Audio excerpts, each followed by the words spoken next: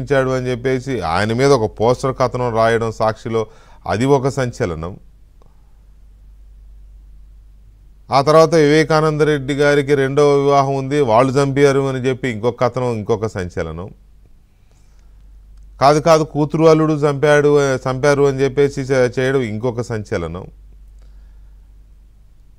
ఈలోగా హంతకులు ఆయుధంతో సహా దొరికిపోవడం ఇంకొక సంచలనం. అప్పటికే దీని మొత్తం సుపారీ 40 కోట్లు 45 కోట్లు అని చెప్పి విషయం తెలియడం ఒక సంచలనం. అప్పటికే 2 కోట్లు 3 కోట్లు 5 కోట్లు పంచారు అనేది ఇంకొక సంచలనం. ఇవన్నీ ఒక ఎత్తు అయితే, ఇది ఒక పొలిటికల్ ఫ్యామిలీలో జరిగిన ఒక రాజకీయ పోరాటంలో భాగంగా జరిగిన మ్యాటర్ అని వెలుగు చూడడం ఒక సంచలనం. దీంట్లో స్వయంగా జగన్మోహన్ రెడ్డికి తమ్ముడు భారతీరెడ్డి గారికి మేనమామ కొడుకు, మేనమామ భాస్కర్ రెడ్డి, మేనమామ కొడుకు అవినాష్ రెడ్డి, వీళ్ళిద్దరి పాత్ర ఉందని సిబిఐ తేల్చడం అత్యంత సంచలనం. అంటే ఇది కుటుంబంలోనే కీలకమైన వ్యక్తులు పదవుల కోసము రాజకీయాల కోసం చేసుకున్న హత్య, ఇది చేసిన హత్య అనేది ఈ కేసులో ఇప్పటి వరకు తేలిన ఇది. తెల్లవారుజామున జగన్మోహన్ రెడ్డి ఇంట్లో 5 గంటలకే 4:30-5 గంటలకే మీటింగ్ పెట్టుకుని మాట్లాడుకుంటున్నారు. ఆ టైంలో పై ఫ్లోర్లో ఉన్న పని మనిషో సహాయకుడో గబగబా కిందికి వచ్చి అయ్యా మిమ్మల్ని మేడం పిలుస్తున్నారని చెప్పి జగన్మోహన్ రెడ్డి గారికి చెప్పడం ఒక సంచలనం. జగన్మోహన్ రెడ్డి గారు హడావుడిగా పైకి వెళ్ళడం ఇంకొక సంచలనం. ఆయన కిందకు వచ్చి బాబాయ్ నోమోర్ అని వీళ్ళకి చెప్పడం, మీటింగ్లో ఉన్న వీళ్ళకి చెప్పడం ఇంకొక సంచలనం. అక్కడ మాజీ ఐఏఎస్లు పార్టీ కీలకమైన వ్యక్తులు ఉన్నారంట. అంటే ఎంత కీలకమైన వ్యక్తులు ఉన్నా 4:30కి ఎందుకు కూర్చున్నారో మరి తెలియదు.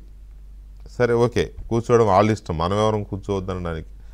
ఆయన వచ్చి బాబాయ్ నోమోర్ అని చెప్పారనేది ఇంకొక సంచలనం.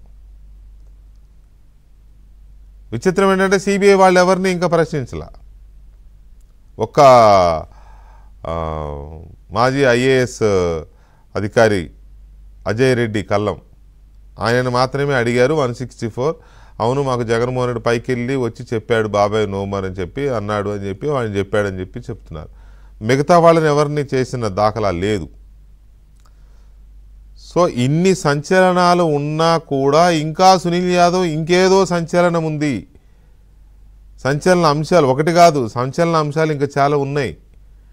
కాబట్టి దర్యాప్తు జరగాల్సిన అవసరం ఉంది, దర్యాప్తును కొనసాగించాల్సిన అవసరం ఉంది. సునీతారెడ్డి చేస్తున్న డిమాండ్లో అర్థం ఉంది అని చెప్పి సునీల్ యాదవ్ ఇవాళ పిటిషన్ వేశాడు.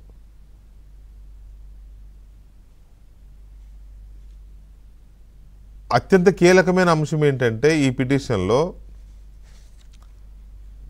ఇప్పటివరకు విచారించిన వాళ్ళు కాదు, ప్రముఖులను కొంతమందిని ఇంకా విచారించాల్సిన అవసరం ఉంది.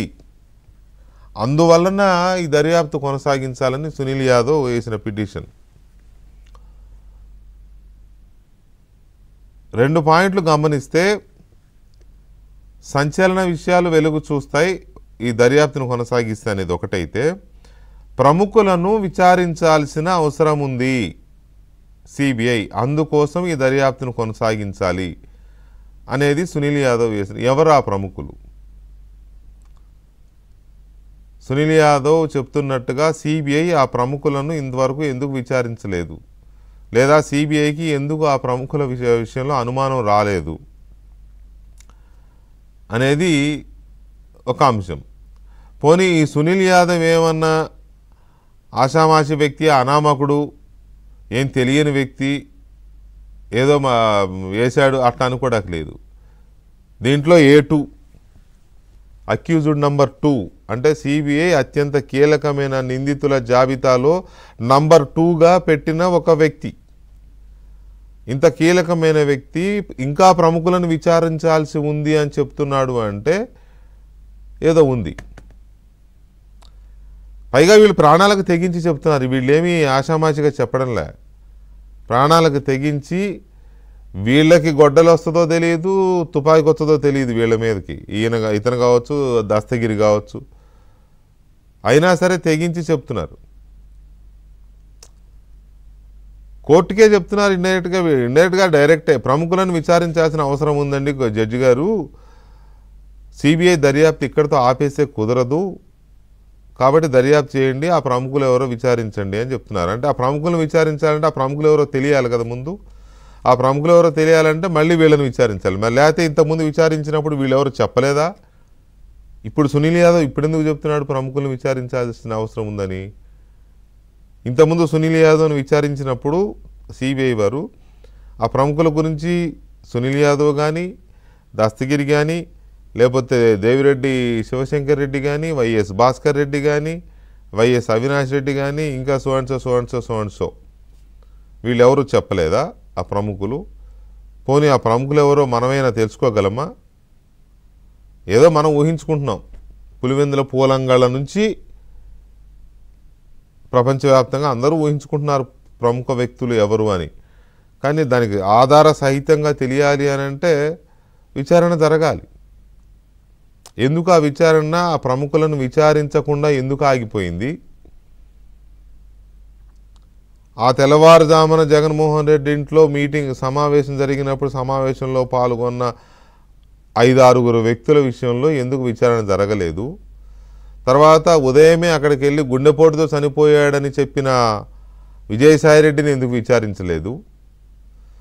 తర్వాత ఇది గుండెపోటు అని ప్రచారం చేసిన సాక్షి మీడియా ప్రముఖులను, లేదా ఆ సాక్షి మీడియాలో ఎడిటరో, ఇన్పుట్ ఎడిటరో, లేకపోతే అప్పుడు ఎవరైతే వాళ్ళని ఎందుకు విచారించలేదు? గుండెపోటుని వాళ్ళకి సమాచారం ఇచ్చింది ఎవరు? ఆ కథనం రావాలంటే సోర్స్ ఉంటుంది కదా, గుండెపోటుతో చనిపోయాడని. గుండెపోటు వస్తే కూడా తలంతా పగిలిపోద్ది, రక్తం అంతా, బాత్రూమ్ అంతా రక్తం కక్కేస్తారు గుండెపోటు వచ్చిన వాళ్ళు అని ఎంత క్లియర్గా, అంత బ్రహ్మాండమైన ఆ మేధావి ఎవరు? ఆ కథనం రాయించింది ఎవరు? కథనం చెప్పించింది ఎవరు?